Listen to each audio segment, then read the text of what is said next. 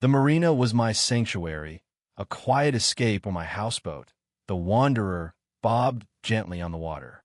I'd spent years restoring her, sanding down every plank, polishing the brass until it gleamed. She wasn't just a boat, she was my home, my freedom, my middle finger to a world that demanded I conform. But that peace shattered the day Karen strutted onto the dock, her heels clicking like a metronome of malice. "This eyesore is lowering property values," she screeched, pointing at my boat like it was a crime scene. Her fur coat screamed money, her voice dripped entitlement, and her eyes held that unmistakable Karen glare: judge, jury, and executioner. She didn't just want me gone. She wanted me erased. By noon, 2 cops stood on the dock, summoned by Karen's frantic 911 call claiming my houseboat was illegally docked and a public hazard. I showed them my permits, my lease, every scrap of paper proving I belonged. The officers, tired and unimpressed, told her to back off. But Karen didn't. She doubled down, rallying her clique of yacht-owning neighbors, spreading lies that I was some drifter squatting on their pristine marina. Social media buzzed with her posts. "Save our marina from trash boats." I was livid, but I kept my cool. I'd dealt with her kind before, bullies who thought wealth equaled power. This time, I'd fight smarter. The truth unraveled faster than Karen expected. I wasn't just some scruffy boat dweller. I'd been quietly saving every penny from my remote tech job, building a nest egg while living simply. Karen's campaign painted me as a vagrant, but I had resources and a plan.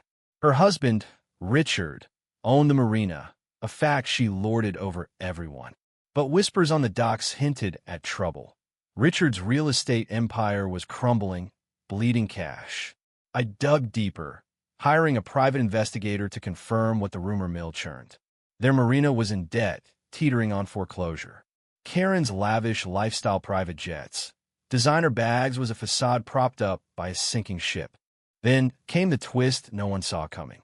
Enter Lila, a quiet dock worker who'd been invisible to Karen's crowd.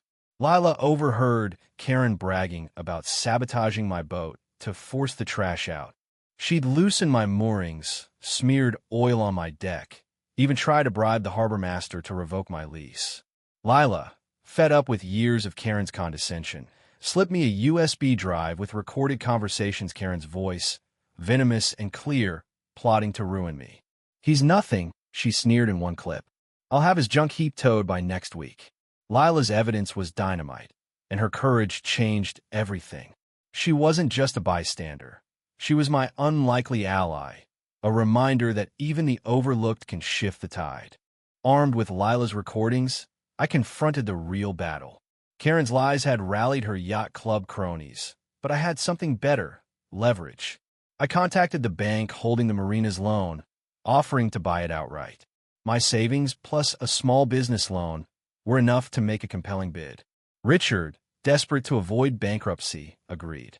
Within weeks, I owned the marina lock, stock, and every slip.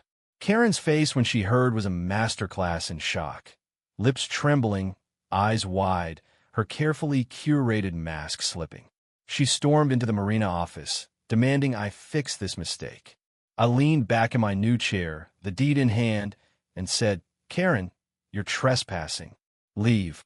But Karen didn't leave quietly. She escalated, defacing the Wanderer with spray paint in broad daylight, screaming about her rights as a crowd gathered. "You can't do this," she shrieked, red paint dripping from her manicured hands. The dock workers, Lila among them, filmed every second. The videos went viral, her tantrum a public spectacle. The marina's tenants, many of whom she'd bullied for years, turned on her. Her yacht club friends vanished, unwilling to be tied to her sinking reputation. The cops returned not for me, but for her. Vandalism, harassment, even a restraining order I filed.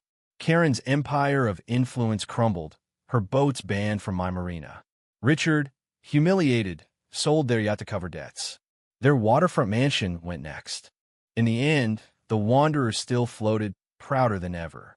I renamed the marina Freedom's Haven, a nod to every underdog who'd ever been kicked and kept going.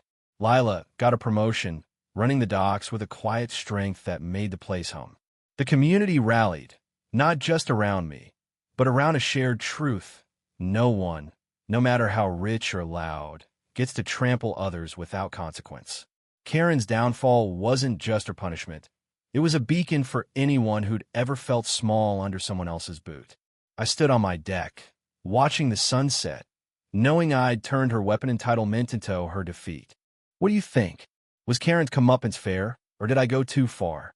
Share your thoughts. Where do you draw the line between justice and revenge?